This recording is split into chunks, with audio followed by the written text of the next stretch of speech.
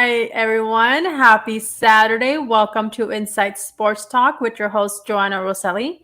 I am joined by Ed Cole, my amazing co-host, alongside a special guest and amazing friend, Keith Pompey, our Philadelphia 76ers beat writer for the Philadelphia Inquirer. How are you guys? Good morning, Joe. Good morning, y'all. How y'all doing? Good morning, Brother Keith from Philadelphia. Greetings from all the way here in Arizona. You know that.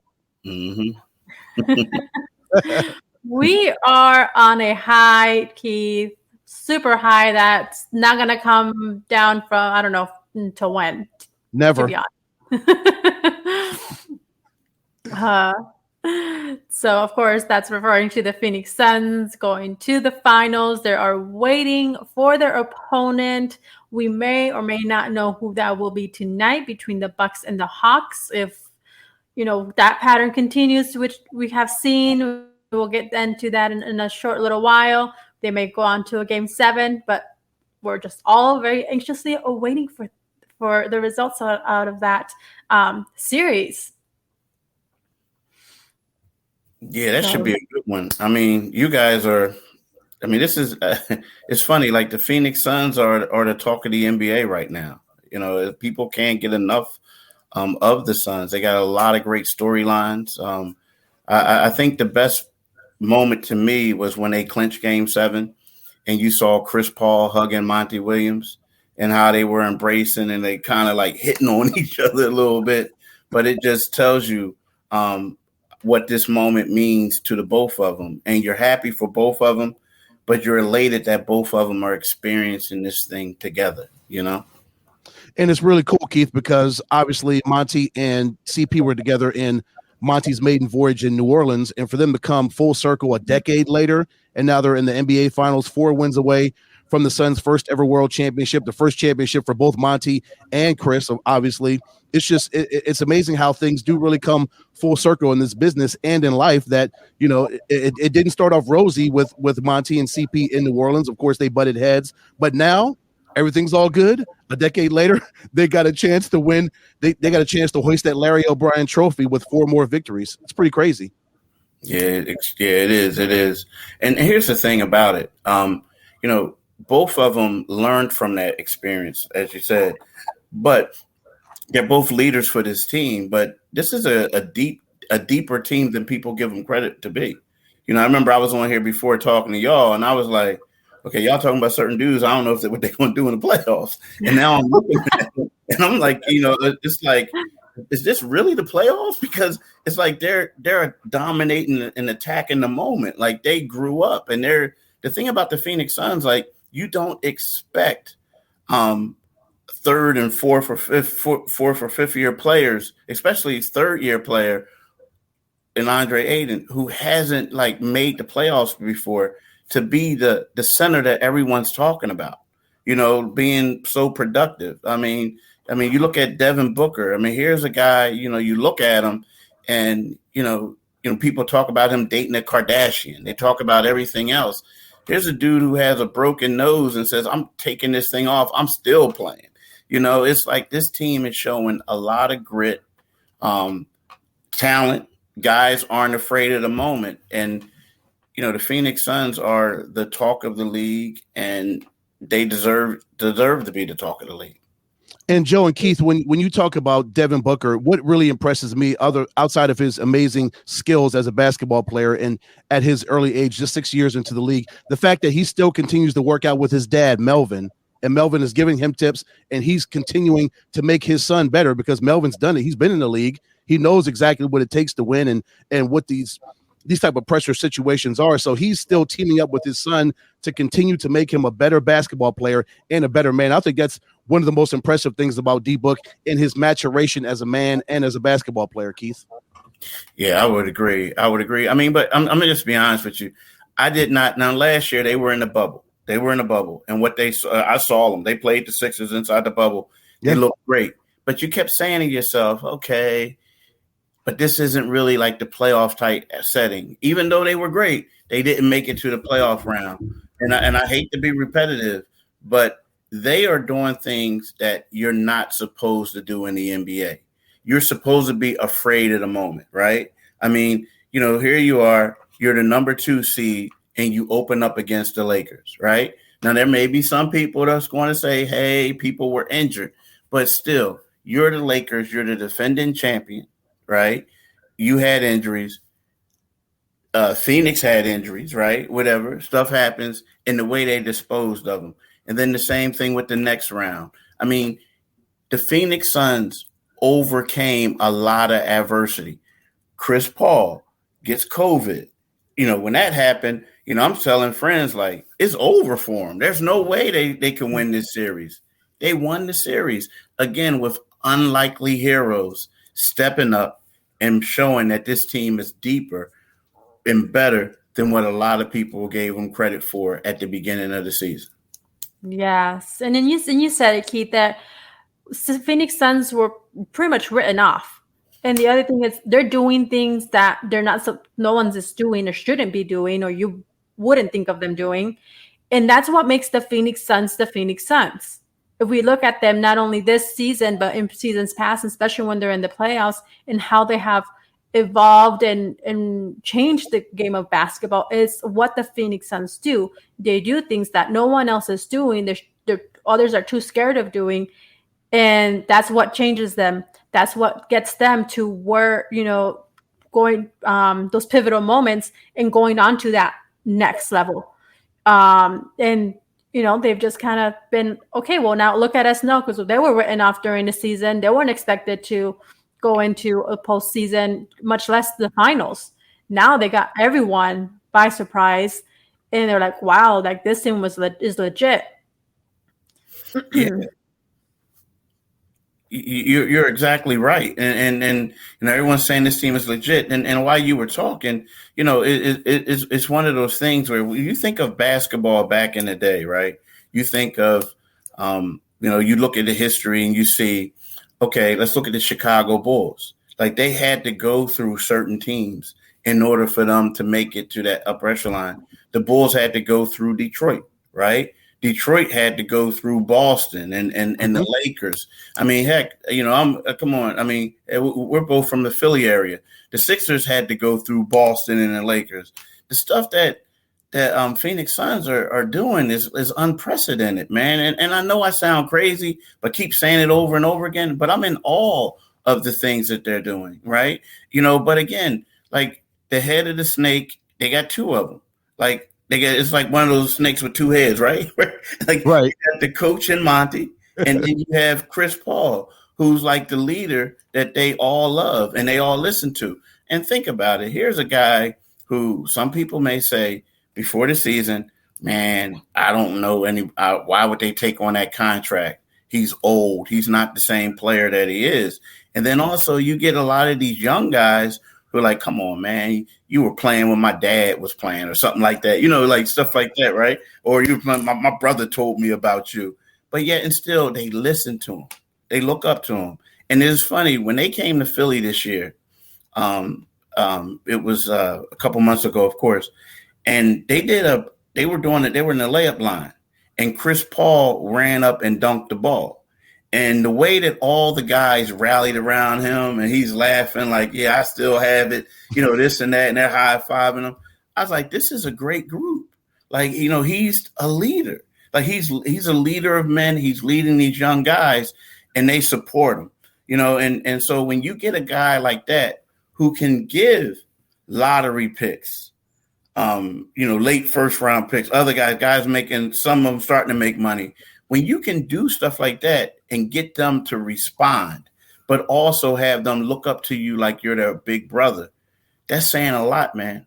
And I'm telling you, I believe that the Phoenix Suns and are going to do right by these players, and we're going to see this team be around for a while. I mean, because, by the time Chris says he's done and he retires, whatever, Devin's still going to be in his prime. They're going to get some other people. It's going to be, like they say, that Spurs culture. I think that Monty and Chris Paul have developed the Suns culture.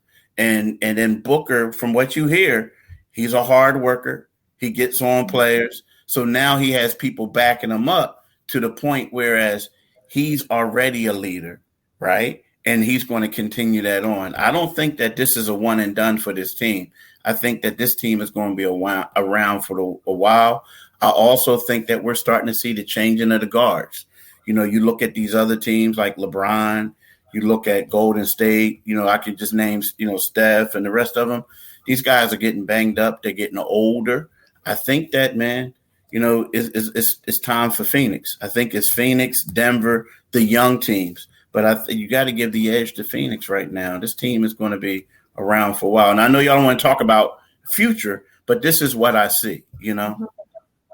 No, and it's true. And there was another interview that I just had previously. I have the Spanish podcast, Punto Deportivo, for our Spanish speakers who would like to listen to that.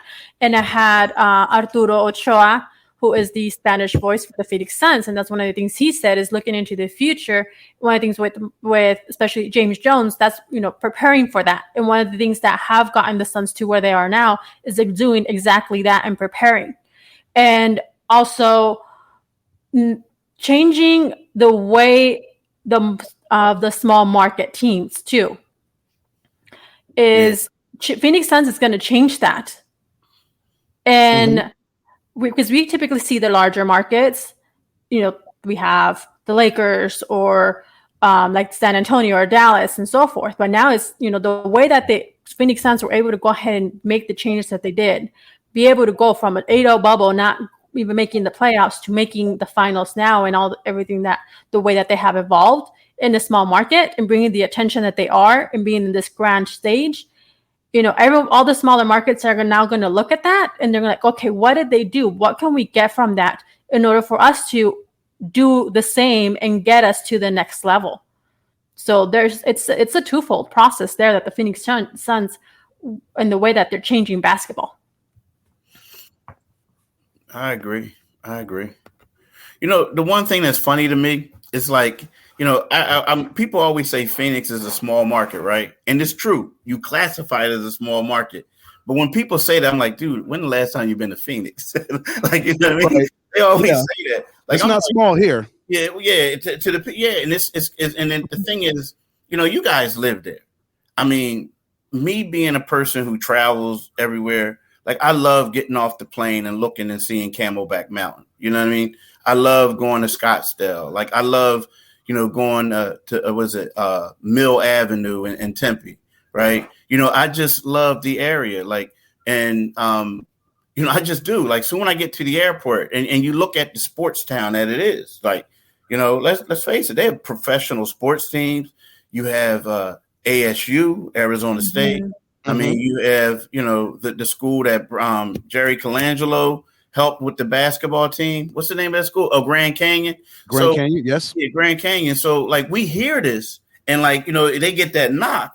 But it's like, to me, you know, right about now, if I'm a basketball player and, you know, we're talking about the wintertime when you play basketball, it's not like the summertime in the desert. It's like, it's beautiful, man. It just is. And you know, I get it. But I always wondered why, like, everybody forgot that Phoenix was one of the fastest growing countries in the United States. You know what I mean? Like, you know, it's just one of those, and it's you know, I don't know. I just like it. I like it. And I think that if I was a player, I would love to come to Phoenix and play for that team, play for the Suns. You know, I just would. I mean, now in the summertime, you better make sure that you got some really nice tenant cars. You got Central Air going on. You know, all that other stuff. Yep. Yeah, we're going through that right now, Brother Keith. I got you. But in the wintertime, but again, I know what you were saying. It's just, it always crazy. I always crack up when I hear like the national pundits say that, you know, about the Suns. Like, this isn't the 60s anymore, fellas. This isn't the 70s. Yes. You know? I think it's incredible that a decade or more between the last time they made the playoffs, 2010, to now, this was a barren wasteland as far as free agents were concerned. Yeah. Keith, who would want to come to play here when you're a perennial loser year in and year out? You would always get overlooked if you're talking about somebody coming to play for the Phoenix Suns. But now, with what they did last year in the bubble, with what these potential free agents are looking at this organization. You see James Jones as the GM. You see Robert Sarver as the general managing partner. He's taking that step back as opposed to being more hands-on and trying to do this, trying to be a marionette, trying to control the entire organization. So he knows he had to step back, give James Jones that role as the general manager, give him that kind of responsibility, and then you bring in Monty Williams to give him that responsibility as the head coach of the Phoenix Suns. And now people are starting to look at this organization in a different light, Keith. And okay, you bring in CP3, you bring in Jay Crowder, you bring in Torrey Craig at the mid season, and then all of a sudden now you talk about D-Book, and you've got DeAndre Ayton, you've got Cam Payne, Cameron Johnson, you've got Mikal Bridges, one of the best defensive threats in the National Basketball Association. Oh, and the fact that they spent $250 million to upgrade their arena. Who would not want to come here now as a free agent? Who would not want to look at Phoenix as a viable destination right now, Keith? Yeah, that's the thing, and especially winning. Winning does a lot, like you said, and you're bringing it in. And before, yes, you're right. The thing was, a lot of people kept saying, "Don't go there because the owner is going to be meddling. He's going to do everything." Well, and then when they got the new general manager, a lot of people were saying, well, maybe he's just going to be the figurehead. Nah, he's doing a great job. And let's talk about the coaching hire they made. It is a great destination right now. And I'm telling you, you can't beat it. You just can't. I mean, that's one of my favorite places. Like one of my top 3 places on the road to visit. Like I always like to get there a day early. You know what I mean? And then always want to take a late flight out, you know what I mean? And to take advantage of it. But you're right. Think about it. Like Chris Paul, I hear this story where he was on the phone with Michael Wilbon, and they were, talking. I got this story that their documentary or whatever they're working on, or a book. And he says, "Hey, you recommend a house for me in Scottsdale?" And Wilbon says to him, "Why would you want that?" And he said, "Think about it." And he's right. Like, dude, you have there's so many. You have Scottsdale, you have Mesa, you have all types of other places to go. So you could go tubing if you want to. You know what I mean? You can go. What was it? Sedona? Is that what it is called? Sedona, yes. Yeah. Sedona, yeah. With the Red Rock and all that. Yep. See, I'm telling you guys, I like it out there. So you can. It's like a hop, skip, and a jump. There's a lot to do.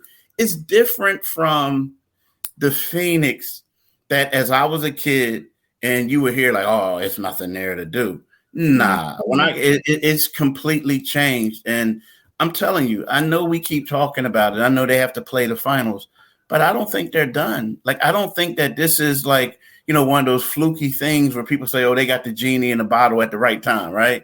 You know what I mean? Everything is cool. Lightning in the bottle at the right time. I think that we're seeing something, and here's something else that I like to see. Did you ever notice how focused they are before the game? Like, let's talk about Monty Williams, right? I remember when the Sixers came there and, Monty and Doc Rivers are really good friends, right? Doc, he used to play for Doc, the whole nine, good friends. And, the coaches go out there and everybody pregame. Typically, people stop, they shake hands, they do this. Monty was standing with the clipboard, going over plays and doing all this other stuff. Doc comes over, he's like, "Hey, Doc." And then kept doing what he was doing, right? You look at the players. There's a lot of guys, they're like, shaking other hands, talking, chatting with people. Well, they do that, but it's like minimal. It's not all that. We'll talk to you later. Mm-hmm. And I noticed every time I would watch them on television, it was always the same thing. Monty's there with the clipboard, said that to the coach. The other coach leaves, and the players are getting it in. They're not tight, but they're just focused. And that's the thing you like to see, man. Like, you like to see that. You can tell that there's a purpose with them and that the focus, they're all on one goal. All on one accord, right? One accord, exactly. Thank you for saving me, brother. But they're all on one accord. So that's a great thing to see. And I mean, if I'm a Phoenix Suns fan, I'm extremely happy. I would be a little upset because the ticket price is probably going to go up next year. But that's the price of doing business, Keith. It is. And with that, we have our other amazing friend. He is the Sports K PLR joining us here, talking some Suns and that evolution and how they're going in to the finals. How are you, I see PLR?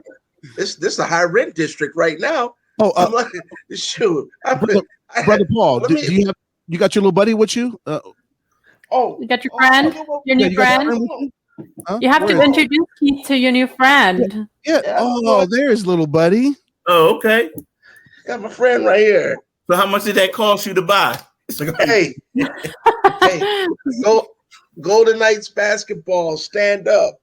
Oh, for real. Congrats, my man. That's great. Appreciate it. Yeah, congrats. Appreciate it. No, it stays close to me. You know, I hug it like this. We got a couple more trophies too. They're a little smaller. They went to the individual players, but you know, got the point for the club right here. Yeah, that's a good one. That's good. Yeah. Yeah. Oh, PLR. We were talking Phoenix Suns are going to the finals. You know, you and I chatted a little bit about it yesterday on your show. But now let's flip the tables a little bit, you know, and see what you have to say about the Suns. And, you know, I know that you're like favorite team ever. Do I respond to that exactly? The last part? I mean, you know, I'm like all of it. Come on, have to share your emotion, how you feel about the Suns. Okay, I'm very happy for the Suns. I mean, I've been covering this team for 11 years, so I'm extremely happy for what they've been able to accomplish. I can't just go favorite of all time yet, because I mean, I'm still a West Side Chicago guy. The Bulls are still, you know, planted in my heart, so I can't do that just yet. But I will say, I am truly a Suns fan. I'm very proud of what they did. I'm proud of James and Monty and Chris and Devin and all the dudes, especially Devin. I mean, not once did you ever hear that dude ask out. And let me tell you something. This wasn't the most pleasant place to be a few years ago. In fact, he said in his own interview and his own Zoom after, when, you know, he said, I've been through a lot of bullshit. That's a direct quote. That's not me making it up or saying it. Those are words from Devin Booker's mouth.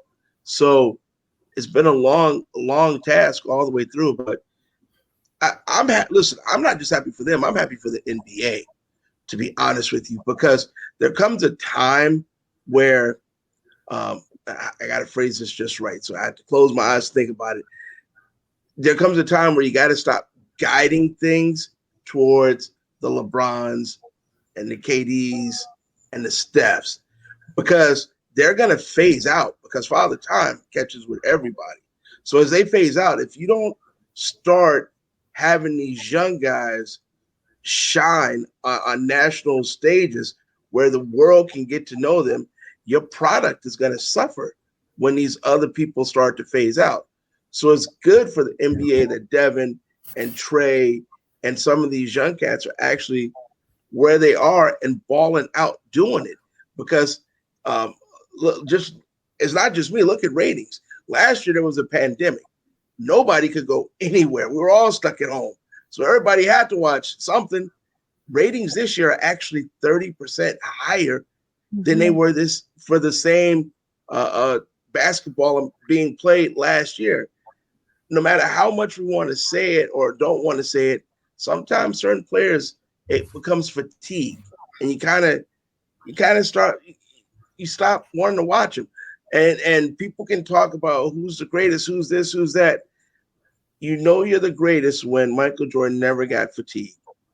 No matter when he played, people watch. You either watched him because you loved him, or you watched him because you hated him. You wanted to see him win or lose.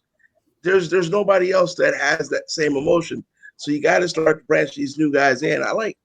I'm happy for all these teams and the NBA in the direction that it's going. And with that, I want to ask you guys, what is the key for the Suns going into the finals and facing whether it's the Hawks or whether it's the Bucks, in for them to go ahead and be able to bring that trophy home? I'll lead off with you, Keith. I think they have to continue doing what they're doing. Like we talked about it a couple of minutes ago, before my man showed us his great trophy. We talked about how the focus they have, right? I mean, they have to stay focused. I think, a lot of times teams get tricked. They go into playoffs and they do stuff and they think that, okay, we got to adjust. I think the things that that Phoenix has done is, they're taking advantage of their strengths. They're not trying to be like any other team. You look at Aiden. Aiden's being a dominant force, big guy. He's different from every other big, right? So he's doing what he does, and that's working well. I think Chris Paul has to continue to be the leader that he is, find teammates. And I always know whenever they really need a big shot or guys are off, he steps up. And he looks like, oh, well, I didn't know Chris Paul could do that. Well, he did it 3 of the last 4 games. You need to wake up and understand what he can do. I think Devin Booker has to continue to attack. He has to continue to have that dog.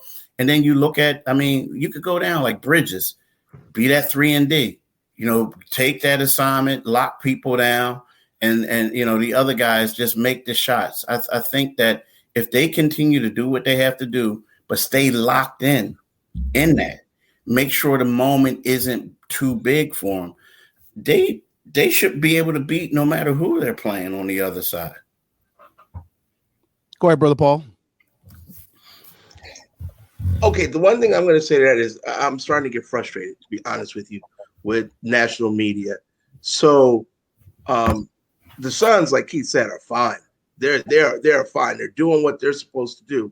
But I think what I'm getting tired of is, well, the Suns beat the Lakers because they didn't have Anthony Davis. The Suns beat the Nuggets because they didn't have Jamal Murray. The Suns beat the Clippers because they didn't have Kawhi Leonard. Maybe my memory is off, but Chris Paul didn't play.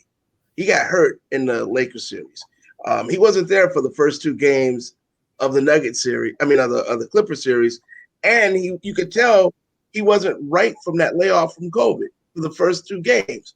So I'm getting kind of the national media slant on this. Look, the Suns beat the teams that were in front of them. Period. With their injuries, there was no Cam Johnson in that closeout game. So stop all that extra bull crap. Like Keith said, look, you got a center that wants to be a center. You got a point guard that wants to be a point guard. You got a 2 guard that wants to be a 2 guard. You got Mikal Bridges wants to be a 3. Listen, we keep talking this position basketball bull crap. Teams that win titles, players have defined roles, and they know their roles, they accept their roles, and they excel in their roles. There's teams that have that positional. Dallas has positionless basketball. They've been eliminated twice the last 2 years in the first round. You got to have roles. Guys got to know what they're expected to do, and then they can deliver on that. Can't keep moving pieces around over and over. Suns do that. They have a big man that wants to be a big man. Listen, there's only one other center in the playoffs right now that knows he's a center, and that's Clint Capella. He's the only guy that rim runs and plays defense. When Giannis is in the game, Brook Lopez can't be a center. He has to drift out. And we saw what happens if you allow him to play his position. This isn't rocket science. This is basketball. But for whatever reason, everyone wants to reinvent this wheel. And the Phoenix Suns and Monty Williams said, hey, wheels on this car are just fine. We're going to drive this sucker all the way to the finals. And that's what they did. Paul, on your point of contention for years with the Suns is that they got all youth. They did not get grown men like a Chris Paul or a Jay Crowder or a Torrey Craig. And the management, we know they've went through general managers and head coaches over this last decade, like turnstiles. They just churn them in and out. Keith, of course, you back in Philly, you see the changes that the Suns have been through with general managers and head coaches, but now they've got stability at the leadership position. They've got stability in every single phase of this basketball team. I love the mix of the youth with D-Book and DeAndre Ayton and Cam Payne and Cameron Johnson and all the younger people, Mikal Bridges. And then, of course, yes, you bring in Jay Crowder, a man who's got championship experience. You got Chris Paul, a first ballot Hall of Famer. You bring in Torrey Craig mid-season, an absolute bull of a basketball player. And this is all meshing and it's all coming together perfectly. Monty and James have mixed up a great 5-course meal. Remember, Joanna, a couple weeks ago on a show, we talked about a 5-course meal and how good a 5-course meal tastes. This is the Phoenix Suns right now. This is a smorgasbord of fine cuisine, appetizers, the main dish, the dessert, the after dessert meal, or whatever you want to have. This is what the Phoenix Suns have come together strong. And as you mentioned, Keith, continue to do what they're doing. Play good defense. Rely on continue to trust in the players, your brothers around you, because they will distribute the ball like nobody else. And that's what's great about them. You never know where it's going to come from with the Suns. Who's going to hit you across the head? Is it going to be CP with 30 of his 41 in the second half against the Clippers? Is it going to be D Book, who just takes you off the dribble or do whatever he wants to do? Is going to be DeAndre Ayton, who has 16 points, 17 rebounds, the man who's a force down low? Is it Jay Crowder, who's going to hit you with 5 of 9 from three-point range? And Mikal Bridges is going to lock you down defensively, as you mentioned, Keith. Or is it going to be Cam Payne off the bench? Or we hope Cam Johnson comes back from his non-COVID illness, so he's ready for the NBA Finals. So you never know where it's going to come from the Suns. And that confidence level is where the Suns have it all, and they believe in themselves, and that leadership from Monty and James, that is just that's something that you cannot put a price tag on. Definitely not a price tag for that. So, but I want to go ahead and with what the type of team, you mentioned it, guys, that the Phoenix Suns are, and who they've been able to go ahead and bring in, and what they've been able to build. So not going to, creating a super team like we've seen in past years. We've seen this year, like with the Brooklyn Nets, and having that expectation that they're going to go ahead and take it all the way. No, we saw the Phoenix Suns doing just the opposite of that. And then they were able to go ahead and bring it all the way. Where do we see that super team, structure going? Is it now, okay, that's something that the Suns is changing, and okay, now they're going to go ahead and, not only smaller markets, okay, take off of that, but even the larger markets, hey, let's bring our, not bring in such large names. Let's go ahead and bring some of these other not so well-known names, but there are great players, and going away from creating those super teams. Yeah, the funny thing about that, you could make an argument that the way that the Suns did it is they got 3 guys who when they all in their careers, all 3 of them have a possibility of being. I'm not going to say all 3 of them Hall of Famers because I don't want to put that pressure on them, right? And Aiden, I don't know about him yet, but what I'm trying to tell you is that when you look at super teams and people are trying to build, you got the first overall pick in the center. I know it took him a couple of years to get going, to do what he's doing, but he was still the first overall pick, right? The first overall pick. You look at Booker. Booker was a late lottery pick, but this guy is phenomenal. Like I don't know how he's only played in 2 All-Stars. He got snubbed by 2 other All-Stars. And now you know how it goes. Once you become a star in the postseason, it's lights out. He's a perennial all-star now. And then he's going to start being all NBA. And then you have Chris Paul, right? Chris Paul's a Hall of Famer, right? I mean, so when it's all said and done, you can talk I think when people talk about these super teams, it's all like, okay, free agency. Let's go bring these guys in. Let's trade and draft. You got to give credit to the Suns front office right now because they already had Booker, but they went out there and they got Aiden when they could have easily said, let's go get Trae Young and let's get somebody else, right? They could have said, oh, we don't know about this guy. He's in Arizona. We don't know about his work ethic. And then not only that, they robbed the Sixers of 2 dudes. The two so Cam, right? Cam Johnson, brother went to Pitt. So I followed him. I graduated from Pitt. He goes to North Carolina. All we kept talking about, he would be a great fit for the Sixers, right? Like him and Matisse Thybulle, which one? The Phoenix Suns took and gambled and drafted him early. Everybody's like, what are they doing? We thought it was crazy. He looks good to me. right?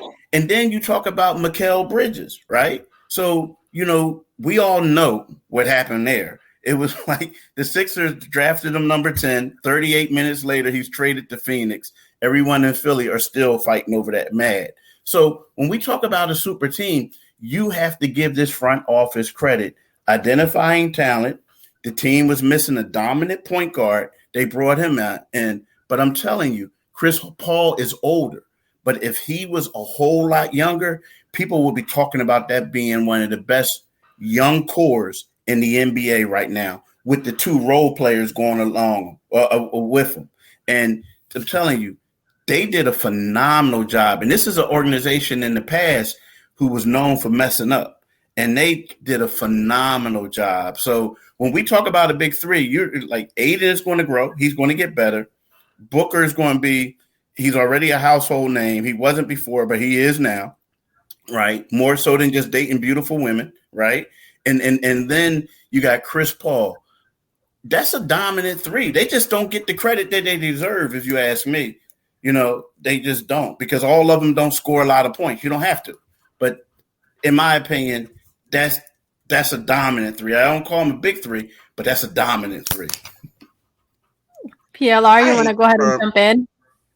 Yeah, I hate that term super team. I think that's some real bull crap, to be perfectly honest with you. Because if you go back to just basketball, history of basketball, every team has, for the most part, there's some exceptions like Houston when they won it with Dream or teams like that. But everyone has generally had superstars. The only reason they call it the super teams is because NBA players said, we're going to do this on our own without having GMs pick and choose who go where.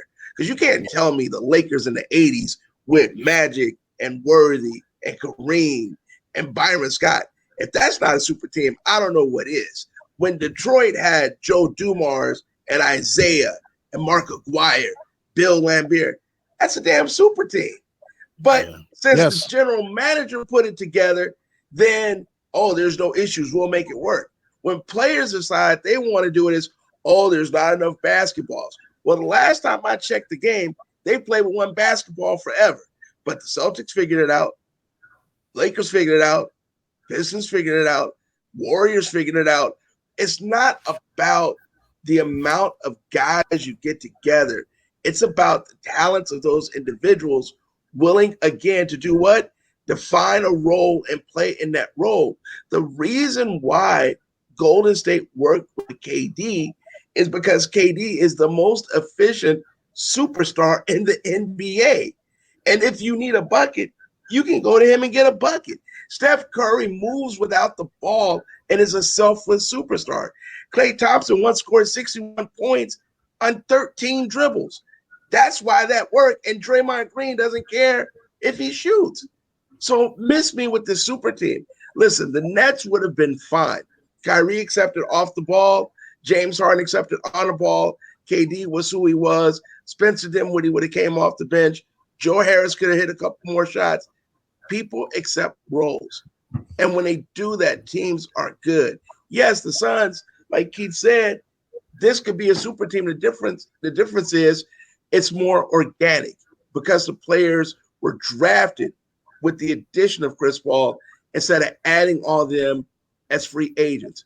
But I get tired of hearing that because I want you to go back, like I said, outside of Akeem's dream team or the year Kawhi won, if we want to talk about injuries, because Golden State was hurt. So you tell me a team that didn't have talent. When he was in San Antonio, it was him, Ginobili, Duncan, Parker. That's not a damn super team. That's a super team. It was just done organically. So I think every team in the NBA will try to amass as much talent as possible. Some teams just can develop the talent, like Oklahoma City did when they had KD and Westbrook and Ibaka. Some teams can organically do it and develop their talent, and some teams just go out and get ready-made dudes. And it depends on the superstar you have. When you have a young Booker, you're not going to go out and try to bring in a dude that's going to outshine your young superstar that's growing. But if you have LeBron, you can't bring in a young dude and try to organically grow it with him because he's been in the league 36 years and he doesn't have the time for that type of organic growth to happen. He has to get ready-made guns. So it's all the same. We just dance it up and change the words to make it fit the narrative we want. But everyone needs a super team to win. You got to have 3 or 4 dudes. It's the way it works. That's right, and we know it's a copycat league. So I'm sure a lot of teams are looking at the Phoenix Suns and the way that team was constructed, like as you mentioned, Keith and Paul, by draft and by free agency, and a strong general manager and a strong head coach who all work together in harmony and know exactly what they want and the talent level that they want in their teams and the type of character of men they want on their basketball teams. Not just some rabble rousers that just come in the roster and want to sit on the bench and get paid and not contribute and not be part of the brotherhood. That's not what this Phoenix Suns team is. That is not one single player on this roster that are like that. They all come together. Paul, as you mentioned, they all have defined roles. They know what they need to do to get 4 more wins and hoist that Larry O'Brien trophy at the end of the NBA Finals. And right now, they're locked in. So it is true. It's the way general managers and head coaches and the organization thinks they want to construct their basketball team. And for the Phoenix Suns, this is their mentality. This is their approach to building their basketball team. There's 29 other teams that can do it a myriad of different ways, but for the Phoenix Suns, it's worked for them right now. And again, in 4 more wins, they could create history getting their first world championship. And it's worked because of the way that they've went about building this basketball team. Hey, quickly, Jay, because I gotta jump. The Suns are about to do their Zoom, but real quick, yeah, go ahead, Paul. Look at Atlanta. Just take a look at Atlanta. A lot of their players were going in a different direction until Nate McMillan took over that team. Trae Young was busy jacking shots from 47 feet all the time until Nate said, "Yo, man, take a look at your teammates' faces, bro. They don't like it when you just come down, don't even get them involved, and just launch." Look at Cam Reddish. People were on the verge of saying Cam Reddish may have been a bum. He may have been a bust. Cam Reddish didn't just remember how to play basketball all of a sudden. Look at Kevin Huerter. That was a good draft choice that a couple teams wanted to get him if he fell far enough. So you got, and Bogdanovich basically looked at Milwaukee and said, "I'd rather pump gas than go play with y'all. I want to go down to Atlanta." So it takes a lot of little things to come together. But if you look at the Atlanta Hawks, they put together a team with draft choices and then went out and got them a couple of free agents via trade or via signing. And they put a team together, and then they brought in a coach. They kind of did it backwards, but then they brought in a coach, or promoted a coach, I should say, that knew how to get all this talent to work. It's a lot. You can do it different ways, but the way that Nate McMillan did it works. Now, my man Budenholzer in Milwaukee, he just lucking out. He just got a lot of talent. Because that cat couldn't coach. If me and my friend walked out and saw Budenholzer sitting on the bench with the 10U, I just look at my guys and say, "Hey, shoot, he ain't gonna make no adjustments. We got this. We're about to get trophy number 2." So he's winning just because he's got so much talent. He can't mess it up. But most of these cats have been coached up to where they were. Y'all can laugh, but that cat is not he is not a playoff coach. He is a regular season cat, just like Mike D'Antoni. They are regular season coaches. They do a great job of getting a bunch of wins until that fire get hot, and he has that look. That look on his face he get. Y'all remember that movie with Arnold Schwarzenegger when everybody was living on Mars and the oxygen hit them and they were holding their neck? Recall. Yes. That's the way Budenholzer look every time something go bad. Like he just ready to grip his neck. Every time. He killed me with that.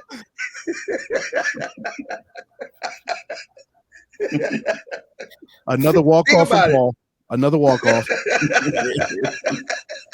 That's my man, dude. Total recall. Jay trying not to laugh. She knows it's the truth. He look like he ready to grab she's never seen Total Recall. She's seen Total Recall. She has not. If she's seen Total Recall, why did she not see New Jack City? Huh? I don't know, but everybody saw Total Recall. Y'all remember? Hey, everybody remember before they hit that generator and Arnold Schwarzenegger got saved at the end? My man's eyes were like that big. Boy, tell me that ain't Puno. That's Bud. Look, I bet you he is an uncredited actor in that movie. And he was natural too. He didn't even have to, they were like, man, your makeup is good. He's like, I didn't go to makeup yet. That's him, dude. I'm telling you. Hey, listen, y'all. I appreciate y'all having me as usual. Sorry I got to jump, but Monty's Monty's going to talk to us. Thank you. Appreciate it. Brother. All right, all right, now I'll catch you with y'all. All right, brother. Thank you. See you later. Now. Oh, don't forget the Cave Show every day, Monday through Friday. Oh, yeah. Sportscave.com, K with a K. Thank you. Later. Gotta make sure you get that in there. Oh, gosh, man. Oh my gosh, he's too much. I think my cheeks are hurting from all that laughing. I know. Goodness, what would I do come up with next? But I know we're coming here in the last few minutes of the show, but before we move on to our next segment, I want to go ahead and touch a little bit on the Hawks and the Bucks, which they face off tonight. They are 3-2 right now, with Bucks leading. If I remember correctly, my screen just went off. Yep, we have 3-2. And then so we see, there's a pattern here. Keith and I were talking about it before the show, and you have, one wins, and then they lose. We have the other team winning. It's like a pattern. It's on and off, on and off.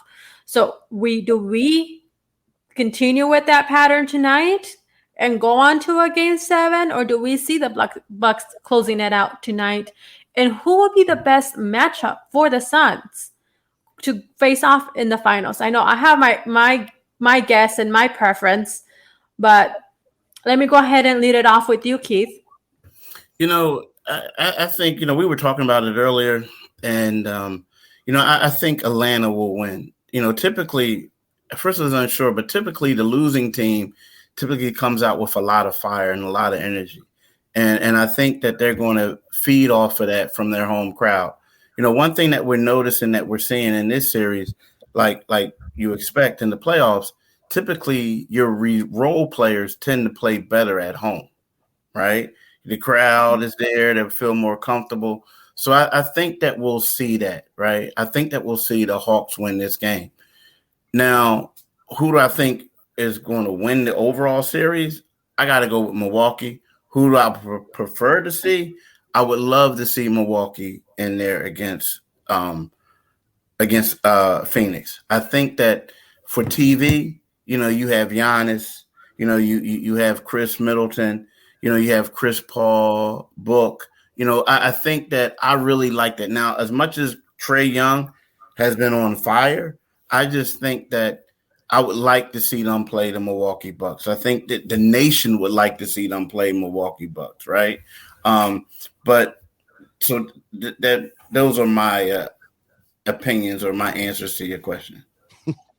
For me, I'll agree with you, Keith. I was initially going to go with Milwaukee to win tonight, but what Milwaukee Bucks team are we going to see tonight? As Reggie Miller always says on the TNT broadcast, can what they did the other night, can that performance travel to Atlanta? Can they recreate or come close to what they were able to do in Game 5 and pull that off in Atlanta? That's going to be tough. Which Chris Middleton are we going to see? Can Robin Lopez recreate? Can he do another 33-point outburst that he did the other night with Giannis, he's ruled out tonight. So Giannis is out. So there will be no Antetokounmpo tonight. So that'll be just another par for the course. He wasn't there in Game 5, wasn't there for the majority of the second half of Game 4 after he hyperextended his knee. So they know Giannis is going to be there. So will Jrue Holiday step up again? Can Bobby Portis step up and have another big game like he had in Game 5?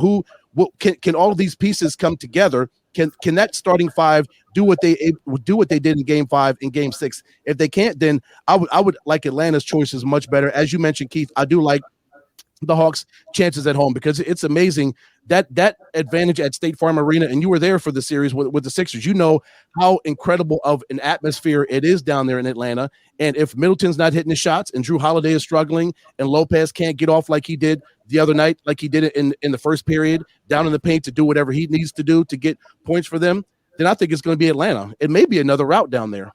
Yeah, it could be. Yeah. Oh, and who I would like in the finals. I guess I forgot that part. I guess I should put that part in. Like you, Keith, I would like to see Milwaukee. I would love to see Giannis come back because that would be a great series.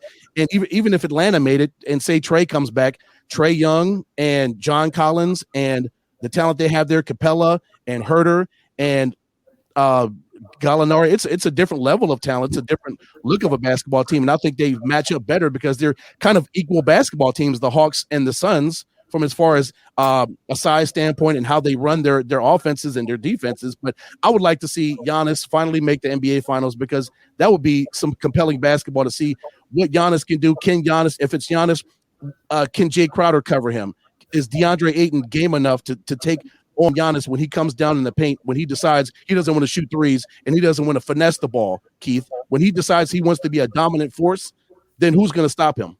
Yeah. I mean, and you're right. That is a great matchup. Seeing Jay Crowder guard him, and then see who, and then seeing Drew Holiday trying to defend Chris Paul, or maybe you may have to put him on Book. But I think that that would be a compelling matchup. I mean, nothing against the Hawks. Again, I like the Hawks, but I always think that I'm always rooting for this series that I think is going to be the most competitive, especially in the finals, because I want them all to go 7 games. You know what I mean? I do, because after that, it gets a little boring when basketball season is over to me. You know what I mean? In the summertime. So, well, I think you just hit Joanna in her heart. You said baseball is boring. Let me pull up. I didn't say that. I just said for me, like when now here's the difference between baseball. To me, you got to realize the Phillies are struggling. Their bullpen, I can't watch them because every time I turn on the game, the bullpen's blowing the lead, right? But the thing is, baseball, I don't really like watching baseball on television either. Like, I think going to a baseball game is the best atmosphere around because you could have 5 people. 3 of them could be laughing and joking, 2 of them paying attention to the game, but then they all come together and have a good time. Everybody hears the crack of the bat. They hear the crowd. They know that, like, it's not like you're going to miss a home run. They hear the crack right here and looks up. Like, you know what I mean? So I think that for family friendly with me, I love going to baseball games. Now, watching the Phillies on television is a different story because half the time it's like they're getting blown out. So they're talking about other things aside from baseball. They're talking about, yeah, man, you made the All-Star game. Like literally they had a cake out there. And they gave John Kruk a cake because it was his 30th anniversary of the first All-Star game that he made. Now, we're missing strikes and balls, but we're seeing them eating cake. You know what I mean? So for me personally, that's why I get a little bored, when I'm not at a baseball game. Yeah, no, we're good. No hurt feelings here. So no, it's all good. But now I lost my train of thought, Ed. Oh, I'm sorry. Sorry. But no, it's all good. But with going back to what we have with the Hawks and the Bucks coming up, I do not want. Well, he's talking Game 7. Do not want Suns going to Game 7, but I think this is going to go to a Game 7. I would like to see, and yes, I'm all for the better matchups when it comes to the playoffs, especially the finals. And that's, seeing the Bucks and the Suns face it off. You guys, pretty much said it all and summed it up. I don't know if, that I can add anything more to it, with what you guys have said. And that would be make some great basketball, great finals, and talk about ratings. You got it there with those two. If they're with either one, whether it's the Hawks or the Bucks. So I know I'll be in front of my TV later tonight, finding out who's gonna win in tonight's game and whether we have what's it called, a rival for the Suns to go out and face the finals. But how many games do you give to have a finals winner, and who will be holding that trophy? So let me go ahead and give Keith some time. He's thinking. Ed, I'll go ahead and kick it off with you. How many games? I'm gonna keep Keith in the big picture. I like to see him pontificate on that. So I'm gonna keep the little picture.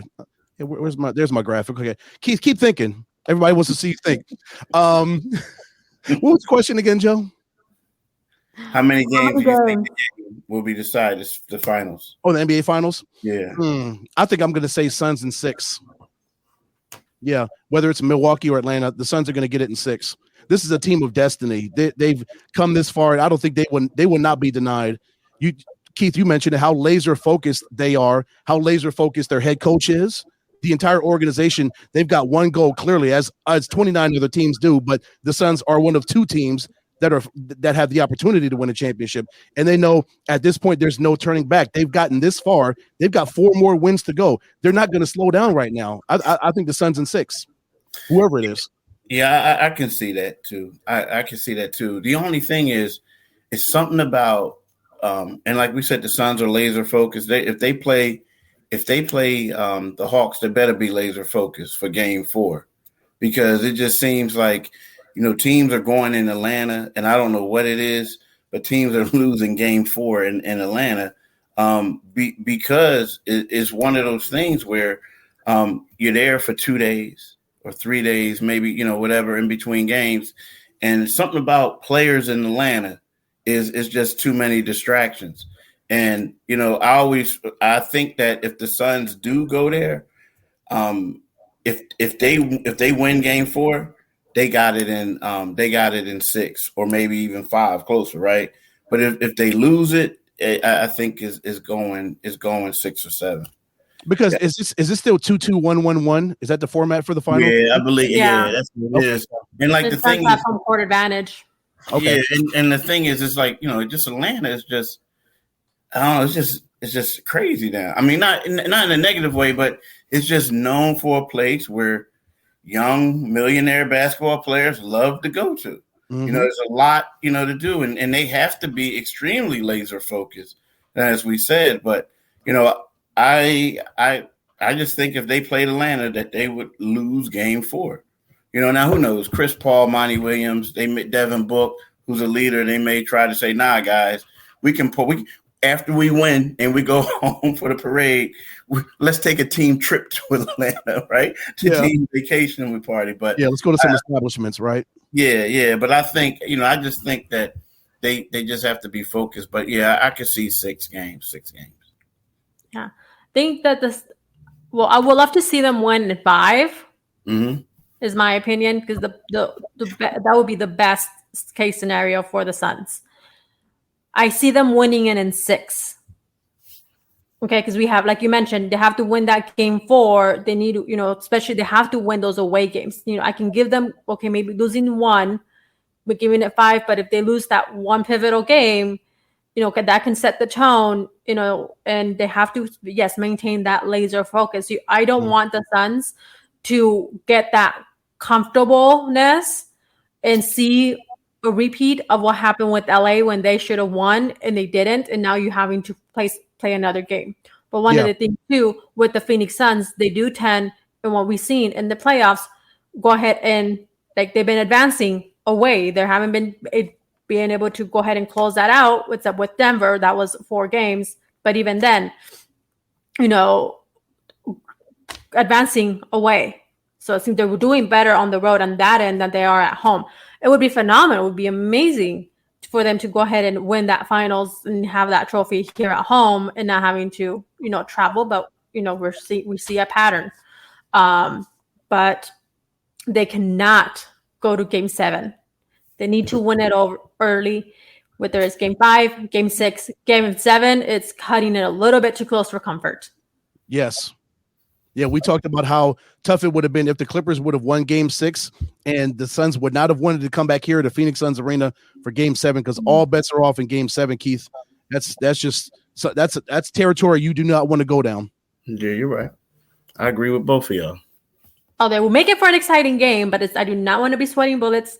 Ed will know how about we'll get if that happens. He'll be a nervous wreck from Game 1 to Game 7. It'll get progressively worse for her. Mm-hmm. Yes, he has experience with that.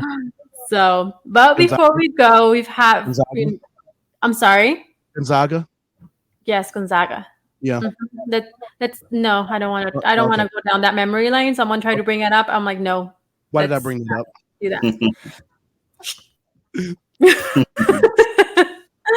But with that, we'll have to come to an end and wrap up the show, guys. We'd love to keep talking finals and talk Suns and some more Hawks and Bucks, but we will have another show on Tuesday, bringing more NBA talk, more finals, and by then, hopefully, we will have, may or may not have, or we should have, the Suns' opponent for the finals. So yeah, because if it's Game 7's on Monday. Yeah, so I'm thinking holiday and all this other stuff. My bad, but anywho, Keith, let everyone know where they can go ahead and find your work, how they can go ahead and get a hold of you, and that awesome article that you wrote as well. Oh, thank you.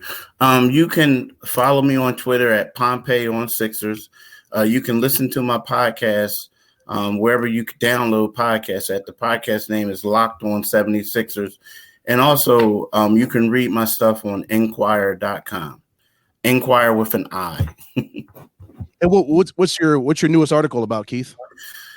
Well, my newest article was basically what I did is I wrote about the 76ers process, and I call it the process of failure, right? And basically, I said the Phoenix Suns and the Atlanta Hawks are proving that you don't have to tank all those years to get where you are. They both went through rebuilding processes. And you look at it, right now, they're further ahead than the Sixers, like in regards to, like where they are. We both made it to the Eastern Conference Finals, Suns in the finals. And I talked about how the Sixers are salary cap wise. I talked about how, they tanked for all these years. And right now, Joel Embiid is the only dominant, definite player that they have on their roster. So, they're going to trade Ben Simmons. So I basically pinpointed this is where the Sixers are. And then I went back and documented how they got to where they were with a lot of the bad trades.